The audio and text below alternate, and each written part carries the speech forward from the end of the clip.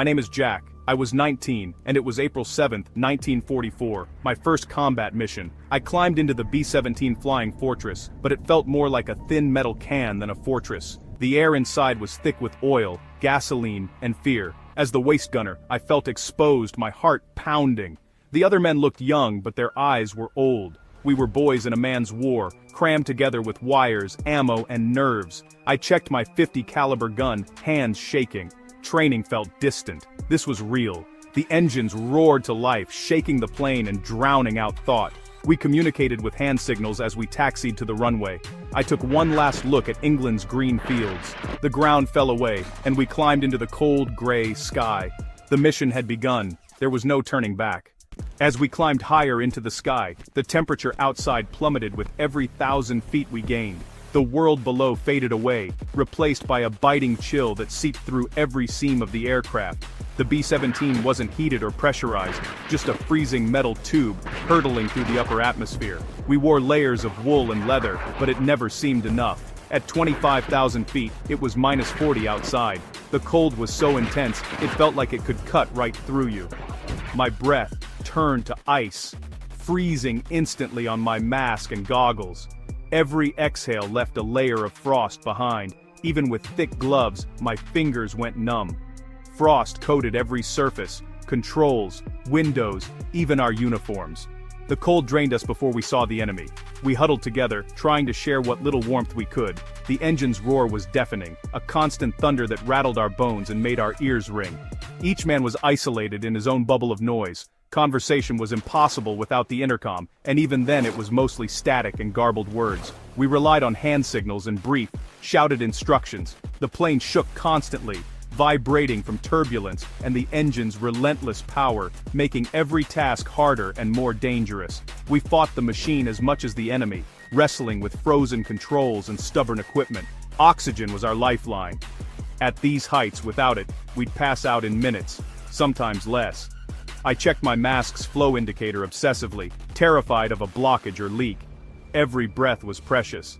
Anoxia, lack of oxygen, was a silent killer. It crept up without warning, leaving men confused or unconscious. Mechanical failures haunted us. Engines could sputter, hydraulics could freeze, and fire was a constant threat at altitude. Surviving meant enduring the cold, the relentless noise, and the thin air before a single shot was fired. Every mission was a battle against the elements. The flight itself was a brutal test of endurance and willpower, pushing us to our limits before the real fight even began. And we hadn't even reached enemy territory yet. The hardest part was still to come. Our bomber was just one in a massive formation, the combat box. Dozens of B-17s flew in tight, staggered ranks, each gun protecting the others. From inside, it was nerve-wracking precision flying. We were so close I could almost touch the next plane's wing. The pilots fought turbulence and prop wash, one mistake away from disaster. As a gunner, I watched the overlapping wings, a beautiful, terrifying sight. Teamwork was everything, not just within our crew, but across the whole formation. The lead navigator and bombardier guided us all. We were a single weapon, but also a giant, slow-moving target. The enemy knew exactly where we were headed. The combat box was both shield and beacon. As we crossed into enemy airspace, tension filled the plane. The dangerous dance was about to begin. Suddenly, the sky filled with black puffs, flak. German anti-aircraft guns had our range. At first the bursts were distant, but they closed in fast.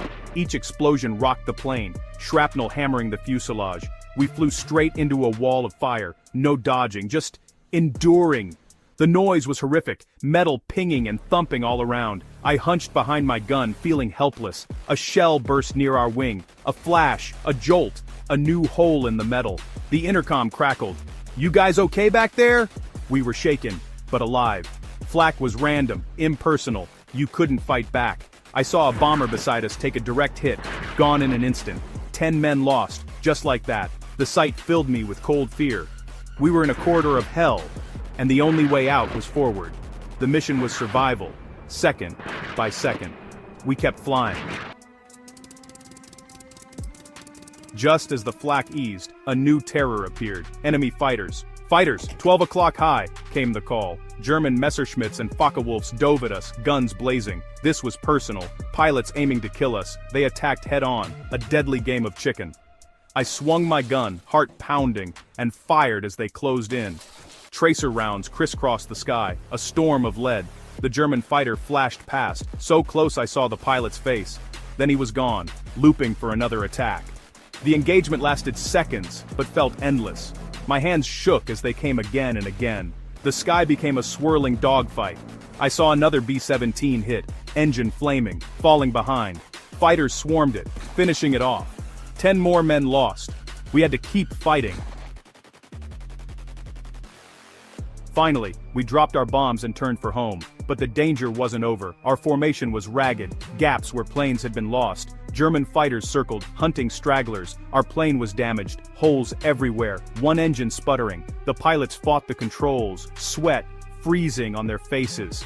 The cold was worse now, wind howling through the fuselage. My feet were numb, our heated suits barely worked. The bombardier, Tom, was hit by shrapnel. The radio operator crawled forward to help. Seeing a friend wounded made it all real. We crawled across the sky for hours, watching fuel and praying the engine held. Only over the North Sea did the tension ease.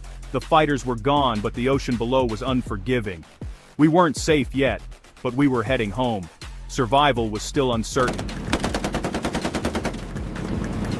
At last, England appeared, a patchwork of green and brown. The pilot fired a red flare, wounded aboard. Landing gear down, we hit the runway hard, the battered plane groaning. Silence fell as the engines died, a shocking, ringing quiet. We sat, stunned, then stumbled out onto solid ground. Our B-17 was riddled with holes, one engine dead, the nose shattered. It seemed impossible we'd made it back. Ambulances took Tom away. We watched, grateful to be alive. Other bombers landed, but empty spaces marked those lost. 3 planes from our squadron didn't return. 30 men, gone. Relief was swallowed by grief. We had survived, but at a terrible cost. The mission was over, but the war was not. The price of survival was heavy. We felt it in our bones. Debriefing was quiet, the room thick with smoke and the heavy scent of sweat and fear. The air felt almost suffocating, as if the walls themselves were absorbing the tension that clung to us. We slumped in our chairs, exhaustion etched into every line of our faces. Officers asked about fighters, flak, and losses, but our answers came in short, hollow sentences, voices barely above a whisper. Our bodies were present, but our minds drifted. Part of us was still up there in the sky, replaying the chaos and terror of the mission. Afterward, we walked back to the barracks in silence, boots crunching softly on the gravel, each step heavy with the weight of survival. There was no celebration, just a shared understanding among us, a silent bond forged by what we'd endured together. I glanced across the dim barracks and saw the empty bunk, a stark reminder of the gunner who hadn't come back. His absence was a wound that everyone felt. His things were still there, a book, a photo, a half-written letter home. The loss hit hard, a silent ache that settled deep in our chests. The base was quieter than usual, the mess hall nearly empty. Laughter and talk had been replaced by a heavy silence that seemed to stretch on endlessly. Faces of the lost haunted us, their memories flickering in our minds like ghosts we couldn't escape. War wasn't glory, it was this emptiness, this aching void left behind by friends who would never return.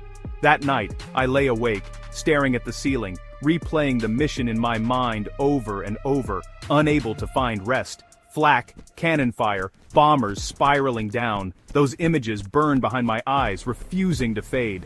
The sounds and sights wouldn't leave me.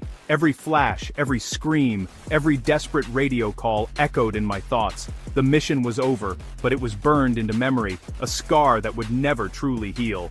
I had survived, but dread lingered, settling in my bones. I wondered if I'd have the strength to face it all again.